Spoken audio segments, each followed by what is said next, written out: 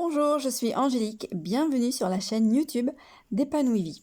Nous voici partis dans une série de podcasts sur les distorsions cognitives. Nos pensées négatives aboutissent aux distorsions cognitives qui sont des déformations de la pensée. Notre cerveau nous joue bien des tours et la réalité n'est pas toujours celle que l'on croit. Elles nous rendent bien malheureux car nous passons à côté de la réalité. Dans les prochains podcasts, nous allons évoquer la pensée binaire, la généralisation, la dramatisation et tout un tas d'autres distorsions cognitives. Je te laisse découvrir. La plupart du temps, nous contribuons nous-mêmes, inconsciemment, à entretenir ces distorsions. Mais j'en ferai également un lien rapide concernant les techniques préférées des PN, les pervers narcissiques, pour te soumettre à leur volonté et te faire du lavage de cerveau en t'illusionnant grâce aux distorsions. Ou bien encore les techniques des personnes toxiques qui te feront sentir mal. Nous en mesurerons les conséquences sur ta vie et bien entendu, je te donnerai des pistes de solutions, c'est le but, pour améliorer ton raisonnement et te créer une vie épanouie. Parmi les distorsions cognitives, voyons aujourd'hui ce qu'est la personnalisation.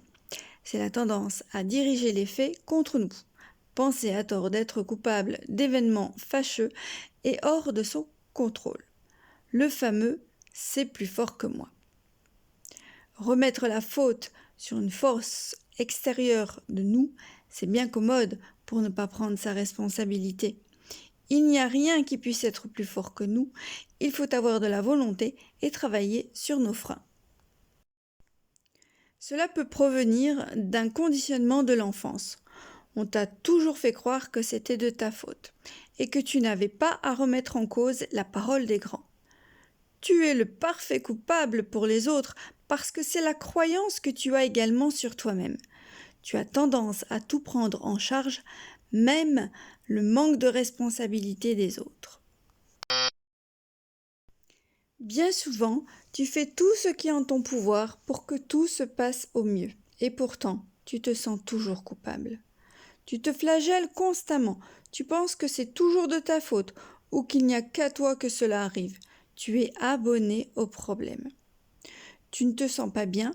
Tu as l'impression de mal faire, d'être égoïste. Imagine si tu as affaire à un pervers narcissique. La manière dont il pourrait tirer les ficelles pour te faire sentir mal. Facile.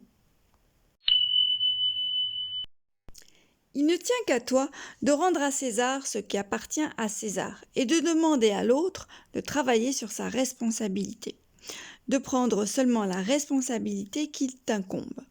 Car, je le rappelle, nous sommes tous co-responsables pour trouver des solutions, mais sûrement pas dans l'optique de culpabiliser ou de faire culpabiliser les autres. Tu ne dois pas être la seule personne à porter le poids de la responsabilité. Il y a sans doute un travail d'estime de soi, croire en ta capacité à réussir, croire en la bonne personne que tu es au fond de toi, croire en ta bonne étoile. Savoir mettre des limites aussi à ceux et celles qui essayent de te rendre coupable de leur manque de responsabilité.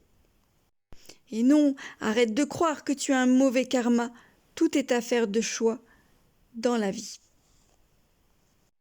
Et choisir de ne plus subir en est un. Apprendre à avoir plus de conscience, à faire les bons liens, à prendre de meilleures décisions. C'est tout le travail du développement personnel. Pour être tenu au courant dès qu'un outil de développement personnel est mis à ta disposition, abonne-toi bien sûr. Pour soutenir ma chaîne et faire grimper les algorithmes, pense à liker. Tous ces outils, ces sources d'informations, fais-en profiter le plus grand nombre en partageant. Je te remercie de contribuer à cette chaîne qui a pour but d'embellir la vie, de devenir une personne plus consciente et épanouie. Bien entendu, ces podcasts ne se substituent pas à une véritable séance de développement personnel individuel et surtout personnalisé. À très bientôt et coachement vôtre!